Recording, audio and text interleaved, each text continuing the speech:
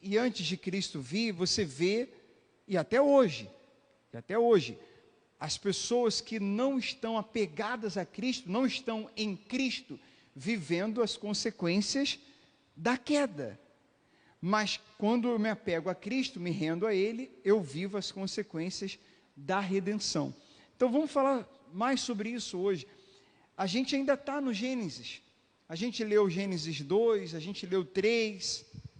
A gente está em Gênesis, porque é em Gênesis que está a criação e a queda. Só que dá para a gente falar já da redenção, mesmo em Gênesis. Mas nos próximos domingos, a gente vai falar, próximo domingo, por exemplo, a gente vai falar da lei. É que para falar da redenção mais, e para entender e valorizar a redenção, eu preciso falar da queda. Entende que para a gente valorizar a solução, a gente precisa entender melhor o problema. Por que tem gente que não valoriza muito o que Jesus fez na cruz? Por que tem gente que não prega sobre a graça? Fala pouco da graça, não entende sobre a graça e fala pouco dessa obra da redenção? Porque a falta de entendimento da graça começa na falta de entendimento das consequências da queda. Eu falei semana passada, nós tivemos um problema na conexão com Deus. A conexão, lembra que a gente falou sobre isso? A conexão, Deus criou Adão e Eva e botou uma internet, um Wi-Fi lá. A conexão era top, não travava nunca. A conexão era 10G. A conexão do homem com Deus estava ótima, até o pecado. O pecado não apenas da desobediência, o pecado da autossuficiência, que gerou a desobediência. O pior pecado, lembra que nós falamos? O pior, o principal. Qual é o pior, o principal, gente? É o homem querendo ser Deus. É o eu, o pecado do eu. O homem cria um outro Deus. Isso acontece muito até hoje. Um outro Deus é criado, chamado eu. Eu quero, eu consigo sozinho, eu prefiro, eu sinto, eu vou fazer o que eu sinto, eu vivo pelo que sinto, eu sou assim, não vou mudar, eu quis assim, eu decido. Foi isso que Adão e Eva fizeram, eles decidiram. Eu decido, se comer do fruto vai morrer. A serpente falou, não vai morrer não, Deus falou que ia morrer, mas não vai não. Ele sabe que se vocês comerem, vocês vão ser como ele, conhecedor, como ele. Aí é o pior pecado. Então decida sem ele, para ser como ele. Olha a voz, decida sem ele, tome decisões sem ele. Quando eu tomo decisões sem ele, eu estou me tornando ou criando um outro Deus, a minha imagem e semelhança. Eu estou invertendo tudo. Eu estou cometendo o pecado da autossuficiência, do orgulho. Quando o evangelho, ele é exatamente o contrário, ele é a morte do eu. E no evangelho, em Cristo, eu não decido, ele decide. Ele me dá a direção. Sim, mas Marcelo, a gente que decide, a gente que vai fazer a escolha lá. Sim, mas debaixo da direção de quem? Segundo a vontade de quem? Então, na verdade, no fundo, quem decide é ele. A gente vai agir, né? Ele não vai vir decidir por nós. A gente precisa se posicionar e fazer a nossa parte. Mas debaixo da direção de quem? Fazendo o que a gente quer, fazendo o que a gente acha, por conta própria, ou segundo uma consulta que fizemos em oração, confirmações que buscamos na palavra, segundo a sua direção e sua vontade. E assim decidimos que faculdade fazer, que curso fazer, aonde congregar, com quem estar. Assim decidimos cada área da nossa vida. Assim o solteiro deve decidir com quem ele vai casar, segundo a direção de Deus, e não cometendo o mesmo erro que Adão e Eva cometeram. de decidir por conta própria, porque esse é o pecado original. Eu vou ler as consequências aqui, algumas consequências. Eu quero ressaltar isso, as consequências da queda. E depois eu vou ler para vocês algo que eu tenho, vocês não têm aí, eu tenho aqui um resumo que fala do pecado principal, que é chamado também de pecado original. Esse que eu acabei de falar, o pecado de eu decido, o pecado do eu, de querer ser um Deus. Vamos aqui em Gênesis, no capítulo 3, no versículo 16, Deus fala com a mulher.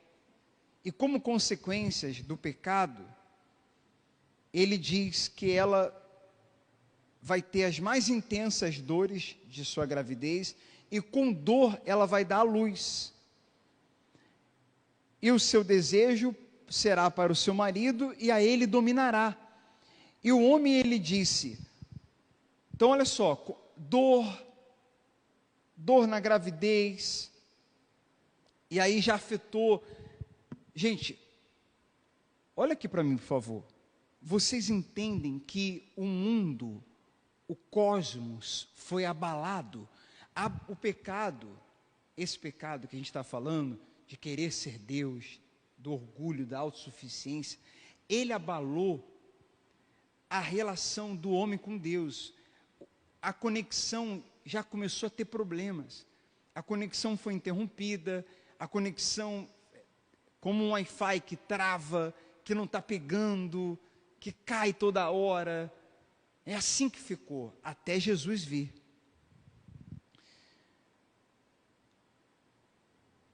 Foi abalado a relação do homem com Deus, foi abalado a relação do homem com a mulher, do homem, do ser humano com outros seres humanos, as relações foram abaladas.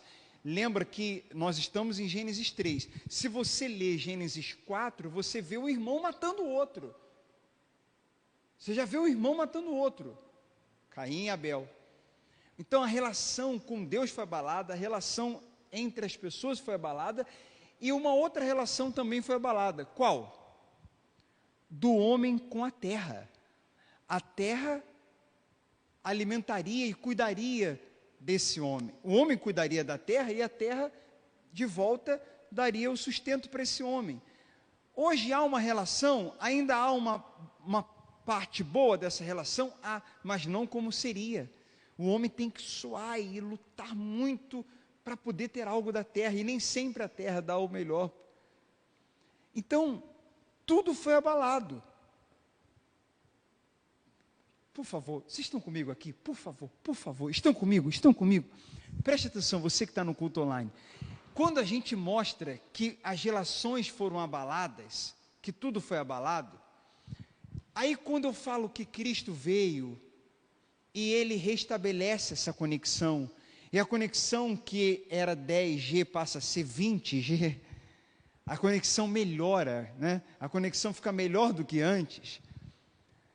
Então, quando a gente fala que Cristo, quando Ele vem, quando eu me rendo a Ele, Ele se rendeu e eu me rendo a Ele, então a minha relação com Deus pode ser íntima, a minha relação com as pessoas melhora, e a minha relação e a minha visão nesse mundo, tudo pode mudar. Vocês entendem que quando a gente vai falar da parte da redenção, porque primeiro a gente falou da queda, você valoriza mais a da redenção do que se não falasse da queda? Não sei se está dando para entender o que eu estou querendo. Quando a gente fala da queda, que o homem estava distante, que o homem era inimigo de Deus, que o homem estava corrompido, que a natureza humana nos controlava, que a gente estava condenado, fala de toda essa parte ruim. Depois, quando a gente fala da parte boa, que é a boa notícia, que é o evangelho significa boa notícia, é que esse homem pode restaurar, a gente pode voltar ao jardim da inocência, e viver uma relação com Deus melhor ainda, do que Adão vivia até o pecado. Então, quando você ouve essa parte boa, você vibra e valoriza mais a parte boa, porque você entendeu a parte ruim. E aí você começa a entender melhor a Bíblia. Porque você lê a Bíblia entendendo que houve uma criação, que houve uma queda, que houve uma redenção, a tua leitura bíblica é muito diferente. É muito melhor, muito mais profunda. A tua interpretação bíblica melhora muito, muda. Do que você lê textos isolados, versículos isolados. Aí você lê que Jesus se rendeu, mas você se rendeu, legal. Não, se rendeu, isso não é legal, isso é extraordinário. Porque a gente estava separado de Deus. Vocês estão entendendo, sim ou não? Está dando para entender, você que está aí participando do culto online? A gente precisa entender isso, que o homem estava morto nos seus delitos e pecados. Quanto mais a gente entender o que foi o pecado original, o estado, a condição do homem, as consequências da queda, mais a gente vai valorizar Jesus e o que Ele fez na cruz. E quanto mais a gente valorizar Jesus e o que Ele fez na cruz, mais apegados estaremos a Ele. Quanto mais apegados estivermos com Ele, mais vamos suportar as aflições desse mundo. Então, as consequências aqui,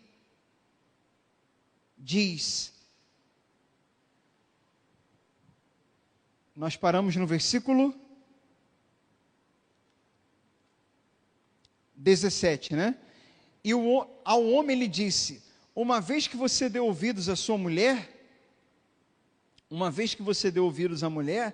e comeu da árvore cujo fruto ordenei que não comesse, maldita é a terra por sua causa. Quer dizer, a terra sofreu consequências, como nós falamos.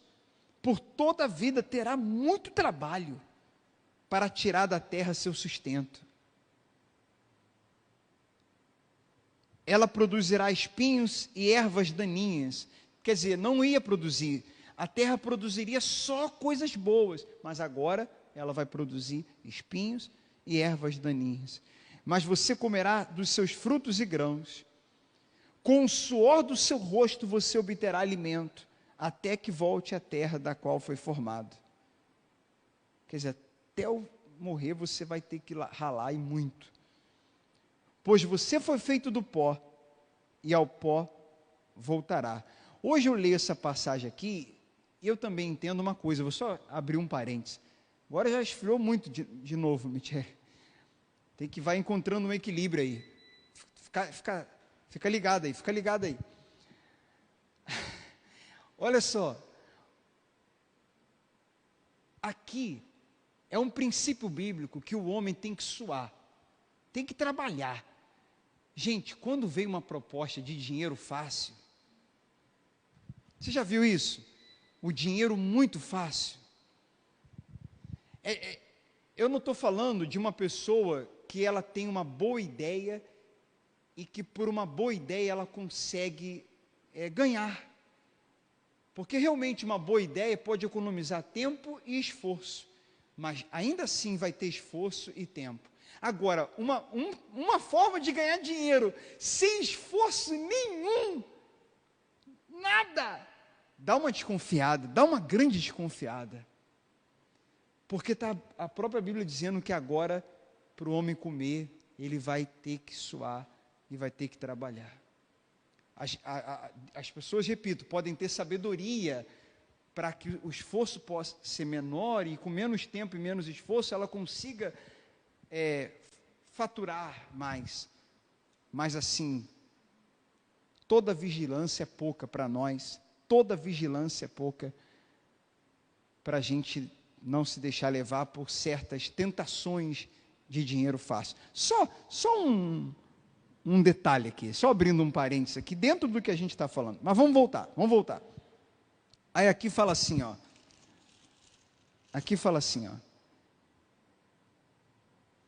Pois você foi do pó e pó voltará. Versículo 20 fala da expulsão. Versículo 20. O homem, Adão, deu à sua mulher o nome de Eva, pois ela seria mãe de toda a humanidade. E o Senhor Deus fez roupas de peles de animais para Adão e sua mulher. Então o Senhor Deus disse: vejam agora, os seres humanos se tornaram semelhantes a nós, pois conhecem o bem e o mal. Se eles tomarem do fruto da árvore da vida e dele comerem, viverão para sempre. Para impedir que isso aconteça, o Senhor Deus expulsou do jardim do Éden a Adão e passou a cultivar a terra do qual tinha sido formado.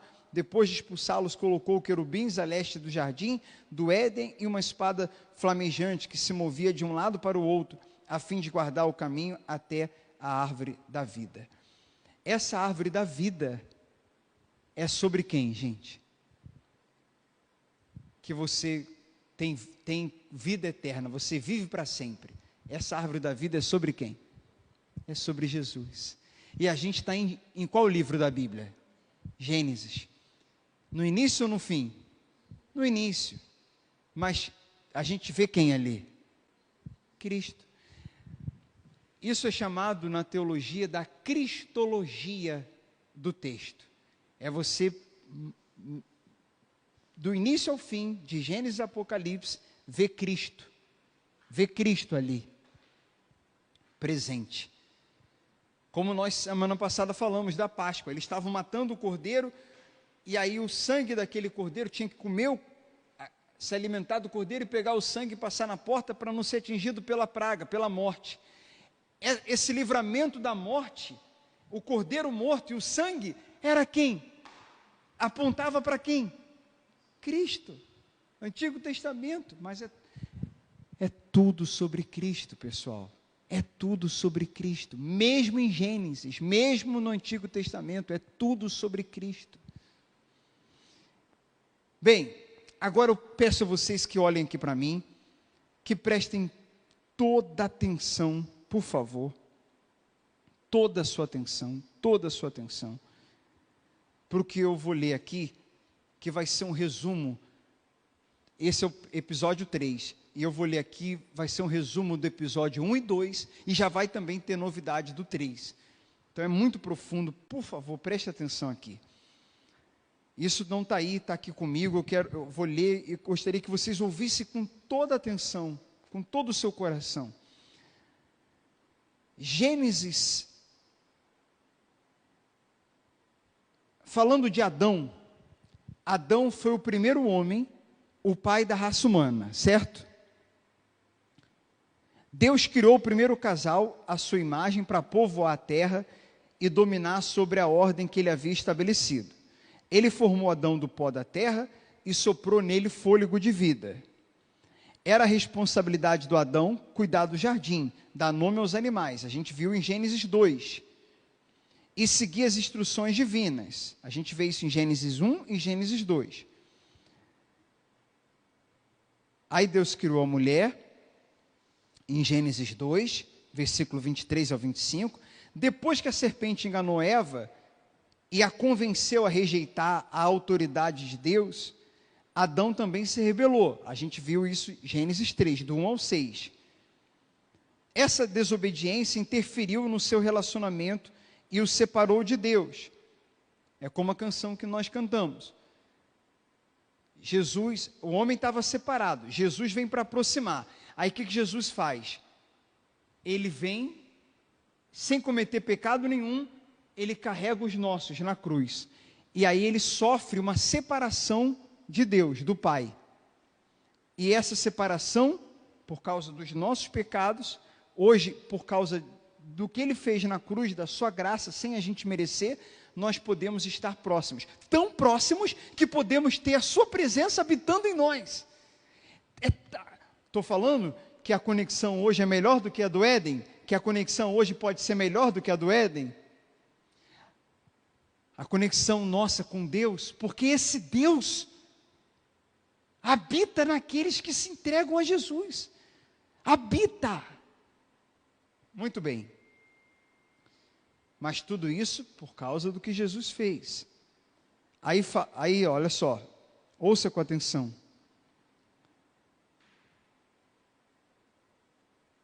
Depois do ato de rebeldia, Deus foi procurar Adão, que se escondera no meio das árvores, já tendo percebido essa separação. Quando o Senhor quis saber o que havia acontecido, Adão culpou Eva. E por implicação também culpou o próprio Deus. Foi a mulher que tu me destes. Culpou os dois, a mulher e Deus, que deu a mulher. A gente falou semana passada sobre isso. Adão é uma figura histórica que representa a humanidade como um todo. As ordens e maldições afetaram não apenas Adão e Eva, mas a raça humana em sua totalidade. Adão representa a separação experimentada por toda a humanidade. Agora é a parte principal. Agora é o principal. Paulo contrastou aqueles que são representados por Adão. Adão, o primeiro homem, com aqueles que seguem a Cristo, o último Adão, que a Bíblia chama do Filho do Homem. Cristo, nós temos o primeiro Adão, que caiu e que separou do Pai, e como consequência toda a humanidade ficou separada do seu Criador, de Deus. E nós temos o último Adão, que vem aproximar a gente de Deus, do Pai. No primeiro Adão, nós temos a separação. No último Adão, Cristo, nós temos reconciliação, aproximação, redenção e salvação. Eu vou repetir. No primeiro Adão, nós temos o que, gente? Separação, por causa do pecado e da queda. Separação. O último Adão, Jesus, só nele, vem para quebrar os muros de separação. Para quebrar os muros de separação. E nos proporcionar um perdão, uma salvação, uma reconciliação, uma recriação, uma restauração, uma salvação. Jesus veio resgatar, o último Adão veio resgatar o que o primeiro Adão perdeu.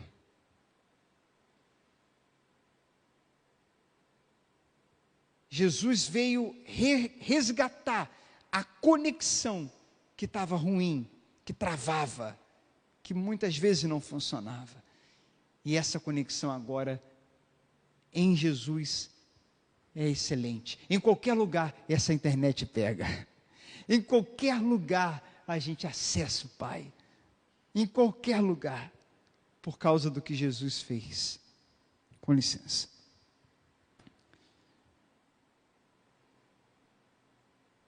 Quem segue a Cristo vive pela fé nele, é recriado. Então, a criação se corrompeu, a criação se deformou, mas em Jesus, nós podemos nascer de novo, e acontece uma recriação, a gente é recriado.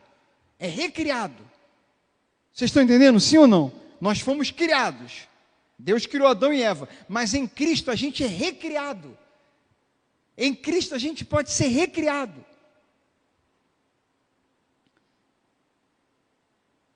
A imagem dele, a imagem de Cristo, e a gente pode se tornar uma nova pessoa, que participa de uma nova criação. Isso está... Sabe um livro que fala muito sobre isso? Sobre recriar, sobre nascer de novo, sobre graça, sobre redenção? Bem, o Novo Testamento, praticamente todas as cartas de Paulo falam sobre isso. Paulo fala muito sobre isso, o Evangelho fala sobre isso, mas eu vou indicar para vocês um livro que fala mais. Romanos. Você está conosco nessa série? Hoje é o terceiro episódio, a terceira mensagem, o terceiro domingo. Você está com a gente? Vamos até o fim nessa série? Vamos ou não vamos? Então quero indicar para vocês a leitura a partir de hoje, com calma, sem pressa. Mas você, por conta própria, pegando sua Bíblia na sua casa, uma vez por dia, separando um tempo para ler todo o livro de Romanos. de maneira que a gente ao domingo vá caminhando aqui nas mensagens, mas você diariamente está caminhando também em Romanos, além do Evangelho. Vamos ler Romanos? Vamos, Néia? Seu Joedi, Dona Margot, vamos ler Romanos? Vamos, Priscila, vamos, Michele, ler novamente Romanos? Vamos, todos que estão aqui, vamos ler Romanos? Você que está aí participando do culto online, você aceita isso, esse conselho bíblico? Vamos ler Romanos? Além do Evangelho, Romanos, porque fala muito sobre isso. Romanos fala muito da queda, da criação, da queda e principalmente da redenção. Exatamente. As barreiras que Adão levantou são removidas por Cristo. Romanos 8 fala sobre isso, Romanos 6 fala sobre isso, Romanos 5 fala muito sobre isso. A gente ainda vai ler. Romanos 7 é extraordinário, gente. Tem que ler com calma, sem pressa. Meditar mesmo, mergulhar. Cristo restaura o que Adão perdeu. Gênesis 3, agora para terminar aqui. Como rebeldia levou os seres humanos a perder a inocência. Você vê que, quem falou para Adão e Eva que eles estavam peladões? Que eles estavam nus? Quem falou? Por que eles tiveram essa percepção? E por que isso não era um problema e passou a ser? Por causa do pecado. A malícia, a maldade começou ali. Que estavam peladão, de boa. De boa. Porque havia uma pureza. Aí entrou malícia, entrou carnalidade. Aí começa essa natureza humana. Que o ser humano, até se entregar de verdade para Cristo, ele é controlado por essa natureza. E quem se entregou para Cristo, Marcelo, luta contra essa natureza e vence, porque o Cristo que habita em nós nos dá vitória sobre essa natureza. Essa natureza, há uma luta diária contra ela, mas ela, por causa de Cristo, da sua presença, do seu Espírito, essa natureza humana não nos controla mais. Gente, esse é o principal problema do ser humano, não é financeiro, boleto, conta atrasada, problema em casa, com o filho, com o marido, com o cachorro, com o neto, não é problema no trabalho. As pessoas vão à igreja querendo resolver os seus problemas externos, e muitas tratam Jesus como se ele fosse um resolvedor de problemas externos. Jesus, embora ajude a gente a resolver os problemas, embora ele nos abençoe, embora ele tenha bênçãos, e ele nos abençoe na vida amorosa, na vida econômica, sim, ele abre portas, ele abençoa seus filhos, mas ele não veio para isso. Isso é secundário, isso faz parte, digamos que, do plano de quem ele é, abençoar seus filhos, mas ele não veio resolver os nossos problemas que a gente arruma, e quer depois que ele fique resolvendo. Ele veio resolver a gente. O principal problema é o ser humano estava corrompido, o ser humano precisa ser recriado, o ser humano está com defeito, a gente nasce em pecado, a gente precisa nascer de novo. Pode ser uma pessoa que foi criada na igreja. Jesus falou isso para Nicodemos, o mestre da lei, que teve interesse por ele, que foi na calada da noite conversar com ele. O que eu faço? Eu conheço a lei, conheço tudo, mas os sinais que você está fazendo está me chamando a atenção. Você não pode ser outra coisa a não ser alguém enviado por Deus, porque senão você não faria as coisas que você faz. E aí Jesus vira para um homem que sabia da lei como poucos, como praticamente ninguém, conhecia a palavra, mestre, um professor, e fala: você precisa nascer de novo. Essa mensagem do novo nascimento é para todos nós. Só que quando a gente nasce, nós somos um bebê. A gente precisa amadurecer, crescer, aprender, progredir. A gente aprende, a gente erra, a gente falha, a gente acerta. E aí entra um processo de santificação. Para a salvação não há esforço nosso. Para a salvação foi o esforço de Cristo. Para a salvação não há mérito nosso. Para a salvação o mérito é todo dele. Ele nos dá essa salvação. A gente precisa crer, a gente precisa reconhecer. E por isso, pela primeira vez hoje, nós temos aqui essas 3 cruzes, que já estavam prontas, né? Mas a gente colocou, essa semana, o rapaz veio nos ajudar aqui, a gente colocou essa, penduramos aqui, essa já estava aqui sempre, e colocamos essas 2, e isso aqui tem uma representação muito profunda, que aí um outro culto, numa outra mensagem, a gente se aprofunda disso, a gente até pregou sobre isso, mas, enfim, isso aqui mostra a graça. Um ladrão foi salvo, o outro não. Ele era ladrão, não merecia, estava ali porque fez por onde estar, não merecia salvação, mas ele reconhece Jesus, ele crê em Jesus, ele creu na graça, por meio da fé a graça salvou ele, e lá em Efésios 2, 8, 9, Paulo fala isso claramente, que a salvação vem pela graça e não pelos seus esforços, para que ninguém se glorie, para que ninguém pense que foi pelo que fez, não é pelo que nós fazemos, é pelo que Cristo fez, não há esforço nosso, há uma fé, ele teve fé, um dos 2, porque o outro não teve a salvação, outro foi orgulhoso, e o outro cometeu esse mesmo pecado lá de Adão e Eva, do orgulho, da autossuficiência. Ele falou, se você é filho de Deus, então desce. O outro se comportou como se ele fosse Deus. O Deus dele era o eu dele. O Deus dele era o eu dele. E por orgulho ele disse, se é filho de Deus, então desce, tira a gente. O outro, fé e humildade. Falou, não fala isso, não faça isso. Ele não fez nada para estar aqui, nós sim. Nós merecemos isso. Então ele entendeu que ele não merecia salvação nenhuma. Ele até chamou a atenção do outro ladrão que criticou Jesus.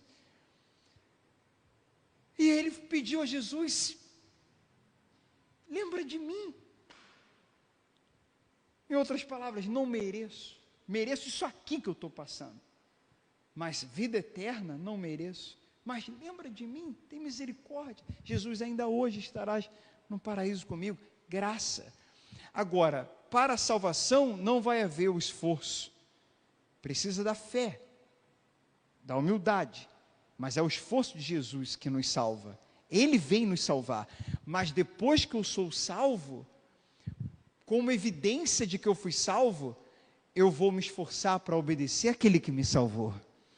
Como evidência do que foi salvo, eu vou viver, procurando viver numa disciplina espiritual, aonde eu oro, busco, muitas vezes por causa de uma nova natureza que eu tenho, com prazer, mas outras vezes por causa de algumas situações externas, por causa de um meu humor que não está legal, aquele dia não estou bem, ou por causa dessa luta que eu tenho contra a carne, eu não estou com muita vontade de ir no culto, não estou com muita vontade de ler a Bíblia, não estou com muita vontade de orar, mas eu vou orar, mas eu vou ler, mas eu vou meditar, mas eu vou cultuar, por causa daquele que me salvou.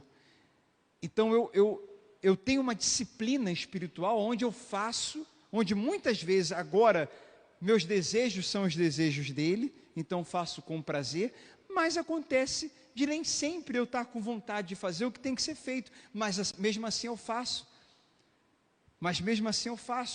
Então não há o esforço na salvação, mas há um empenho, uma disciplina, um esforço nesse processo de eu amadurecer, desse processo de santificação.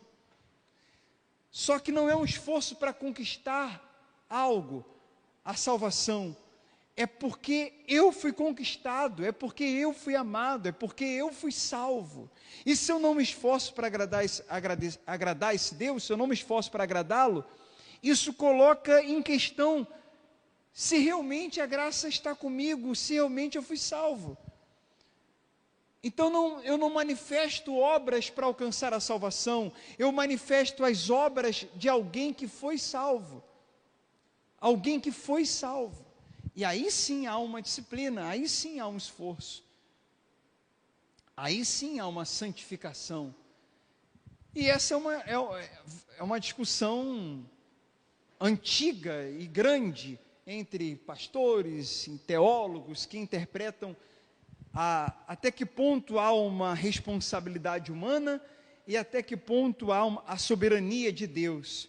Esses dias, ouvindo o reverendo Augusto Nicodemos, ele fala que se alguém se alguém adere somente à responsabilidade humana, acaba deixando de lado a soberania de Deus. Se alguém adere só à soberania de Deus, acaba deixando de lado completamente a responsabilidade humana, quando na Bíblia a gente vê os dois.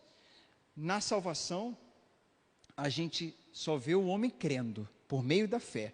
Deus faz todo o trabalho. Mas no dia a dia, há uma participação nossa, há uma disciplina espiritual, há uma responsabilidade da nossa parte de vigiar. A gente vê na Bíblia várias passagens de soberania e responsabilidade humana caminhando juntos. Em algumas passagens a gente vê só soberania, na outra a gente vê responsabilidade humana. Cura na Bíblia, a gente vê Jesus indo até a pessoa doente sem ela ter feito nada. Nada vezes nada. Jesus, cheio de compaixão, vai até a pessoa e cura. Mas a gente também vê algumas passagens onde a pessoa, como a mulher hemorrágica, por exemplo, ela se esforça e toca nas vestes de Jesus. Então nós temos o equilíbrio. A gente precisa encontrar esse ponto de equilíbrio. E essas cruzes, elas nos equilibram. É pela graça, mas tem arrependimento. É pela graça, há salvação para todos, não importa o passado, mas há um juízo também. Há salvação, há redenção, há graça, há perdão. Mesmo aqui não teve nem tempo de batismo nas águas. Não teve nem tempo. Há salvação, mas deve se arrepender. Não é salvação para esse e para esse também, que está aqui cheio de orgulho, que não crê. Todo mundo, agora ficou fácil, pela graça, ficou fácil. Não é assim. Se a gente falar só disso aqui, a gente está abrindo a porta estreita. Se a gente falar só disso aqui, de condenação, sem falar da graça maravilhosa, é muito pesado, é legalismo, é pesado demais. Então a gente tem pregadores e igrejas, muitas vezes, dando muita ênfase a isso aqui, como se aquilo ali não existisse, meu Deus do céu. Nem esse, nem aquele. Agora, também é um problema quando a gente ignora completamente isso aqui. A gente tem que entender que teve um que não teve a salvação. Foi orgulhoso e não teve, não creu. Então, se a gente fala só disso aqui, também é um problema. Agora, essas três cruzes aqui é o Evangelho. Graça, salvação, mas tem que se arrepender. Tem um juízo também.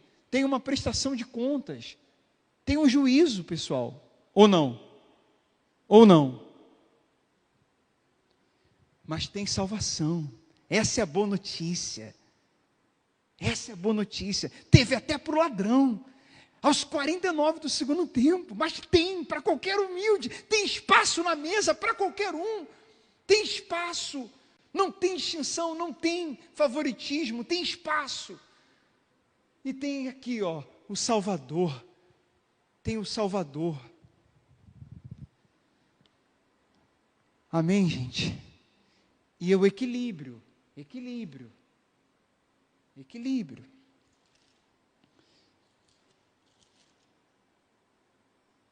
O que é pior é que eles procuraram se tornar como Deus e se deixaram manchar pelo pecado. Falando de Adão e Eva, separados de Deus, um do outro e da criação, também passaram a estar sujeito à morte. A expressão pecado original indica a infiltração completa e universal do pecado na vida de cada pessoa e na sociedade, como resultado da rebeldia humana. Quer dizer, Deus criou o homem foi rebelde, mas quando Jesus veio, a Bíblia fala lá em Filipenses que ele foi obediente. Está vendo? Foi o contrário, até a morte, e morte de cruz. Então, o primeiro Adão foi rebelde, mas o último Adão foi obediente até a morte. Gente, a boa notícia é essa. Eu não consigo, eu não tenho forças. Será que tem jeito para mim? Olha para Cristo, olha para Cristo. A força vem dele, a salvação vem dele, a graça dele. Ele vai te capacitar, ele vai te ajudar, ele vai te libertar, ele vai te controlar, ele vai te guiar. Fiquem de pé, por favor. Todos os seres humanos são decaídos, nascidos em pecado. Quem puder, né? Quem quiser. Nós temos essa tendência ao pecado, até a gente nascer de novo, e caminham para a morte. Todo ser humano está caído, está decaído e caminhando para a morte. Quando as pessoas cedem à propensão que lhes foi legada para pecar, tornam-se responsáveis por suas transgressões. Adão, o primeiro homem, trouxe o pecado para o mundo, mas Jesus Cristo, o último Adão, é o antídoto para o pecado. Cristo morreu como Redentor, de modo que a salvação oferecida por Deus está disponível para todos. Então, a gente consegue resolver o problema na mais profunda raiz, quando a gente se entrega para Cristo. Quem vai nos controlar agora é Ele, é o seu Espírito, e não mais a natureza humana. Então, aquele problemão que aconteceu lá no Éden é resolvido. E para terminar, gente, agora é a parte principal. De tudo que foi falado, agora é o mais importante de toda a mensagem. De toda a mensagem. O mais profundo é agora. E eu deixei para o finalzinho mesmo. O mundo jaz do maligno. O mundo e nós, humanos, o mundo e nós, humanos, estamos num declínio. O ser humano decaindo, se degradando, piorando, e o mundo piorando também. Isso é desde lá da queda. Nós estamos numa constante queda. Você vê que está piorando. As pessoas e o mundo. Ou não, gente? Sim ou não? É uma queda constante. Está em queda. Só que no meio dessa queda, quem encontra Jesus? Quem é alcançado por Cristo e se rende a Cristo? Olha só, por favor, olha para cá, gente, ó. No meio dessa queda, está caindo, está caindo, está caindo, está caindo. Aí encontra Cristo.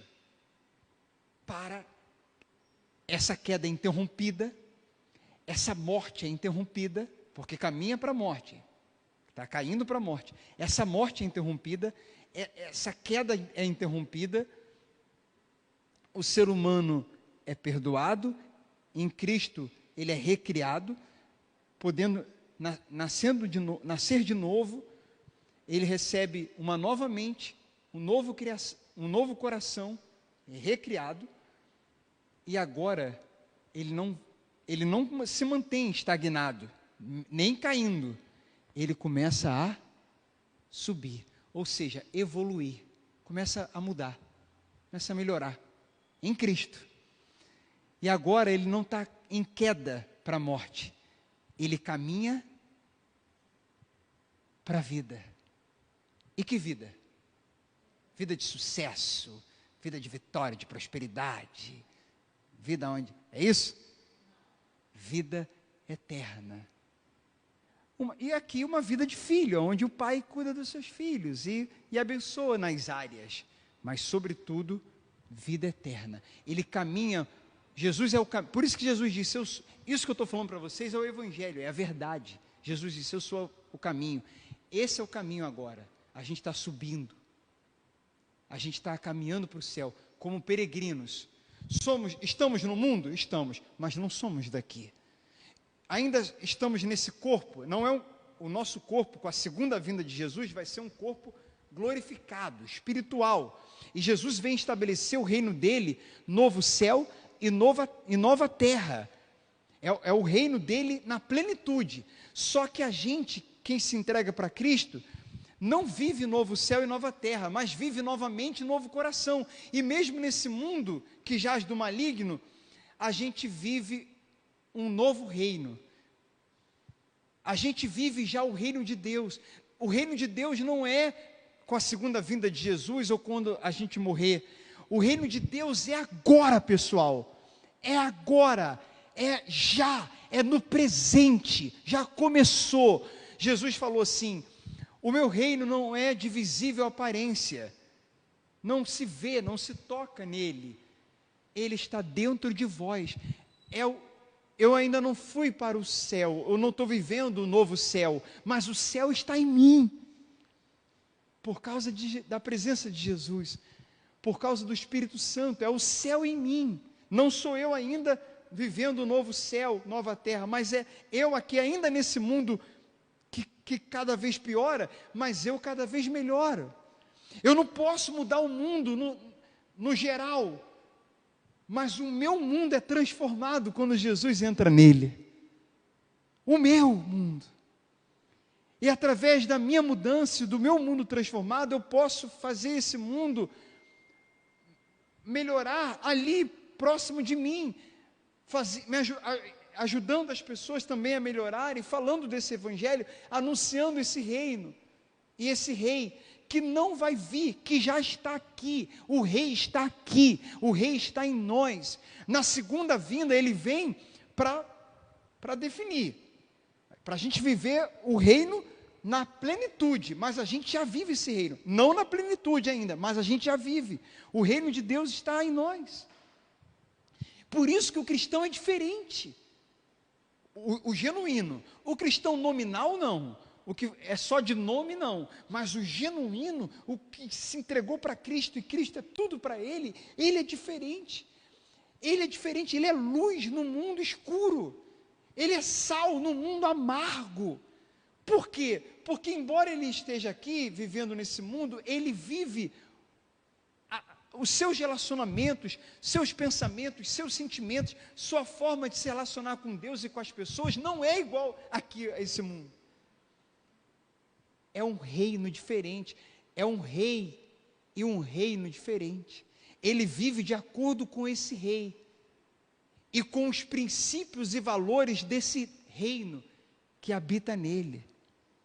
E as pessoas veem isso, e as pessoas desejam conhecer o rei ao olharem para esses cristãos genuínos e verem que eles vivem de uma maneira diferente.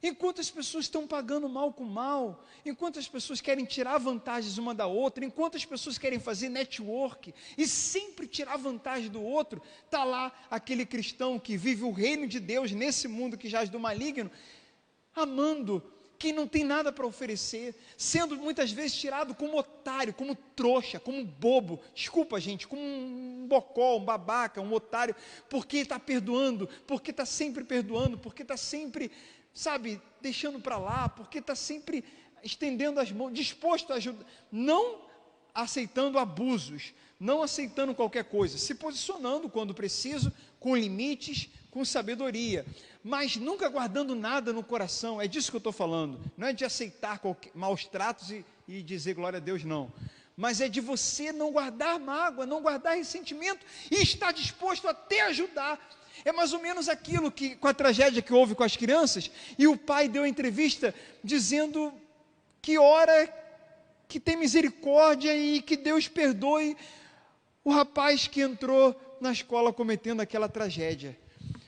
Se aquilo ali é verdade, como eu creio que é, e se aquele pai continua pensando, não foi só um momento, como ele mostrou na entrevista, só tem uma explicação: é um homem nascido de novo, é um homem com uma nova mente, com um novo coração, é um homem recriado, é um homem que o reino de Deus já chegou para ele, e por isso que ele não tem medo, nem paranoia de quando Cristo vai voltar, de como vai ser, quem vai ficar, quem fica, quem vai, como é que vai ser o anticristo, quem é o anticristo, quem é a barca, o chip. Ele não tem paranoia, porque ele já vive o reino só vai continuar, ele só vai continuar no novo céu e numa nova terra, num reino que ele já vive.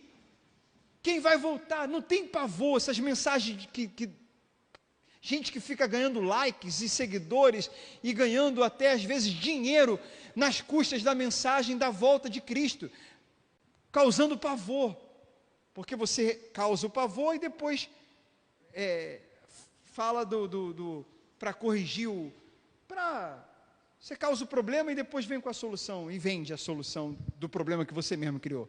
Então, esse pavor que cria com a volta de Jesus, isso aí não tem porquê. Quem vai voltar é o meu rei. Quem vai vir é o meu rei. Mas o meu rei eu já vivo com ele. O reino, ele vai vir estabelecer o reino dele, e muitos vão ficar. Sim, mas eu já estou vivendo esse reino. Vai ser só uma continuação. Que as pessoas vejam isso em nós, pessoal. Que as pessoas vejam isso em nós. Que a gente possa buscar mais a Deus, meditar mais na palavra, que a gente tenha mais intimidade com Cristo e com a sua palavra, que a gente tenha vida de oração e de comunhão, de devocionais, de intimidade, para que a gente possa viver o reino de Deus nesse mundo jaz do maligno. Não está difícil ganhar pessoas para Jesus, não está difícil ajudar, cooperar no reino da salvação de outras pessoas, partindo do princípio de que está tudo muito amargo e muito escuro, e o mundo jaz do maligno e o mundo está caindo. Então, se o mundo vê alguém que está subindo enquanto muitos estão caindo, as pessoas vão fazer, como que você está subindo? Quem é que está por detrás dessa subida? E aí você vai falar, é Cristo, Ele está me mudando, eu estou melhorando, eu estou mudando, eu não sou perfeito, ninguém é. E por favor, não se sinta superior por viver um reino diferente, porque é tudo pela graça. Tenha paciência com as pessoas que estão chegando, tenha paciência com as pessoas que vivem na religiosidade, tenha paciência com gente que não sabe nada da palavra. Nós não somos melhores do que ninguém, e se eu me achar melhor do que alguém, eu não entendi a graça, nem o Evangelho. Senhor Jesus, faça a tua obra em nós, meu Pai. O teu reino já está aqui. O teu reino já está aqui. O teu reino já está aqui. E a gente quer conhecer o Senhor e prosseguir em conhecê-lo.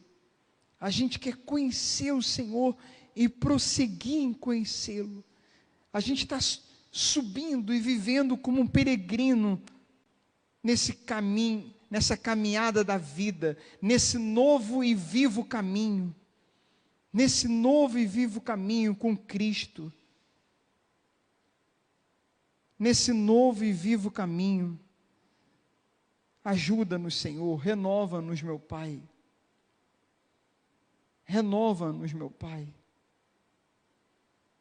para a tua glória, que a presença de Cristo te encha, que a graça dele te toque,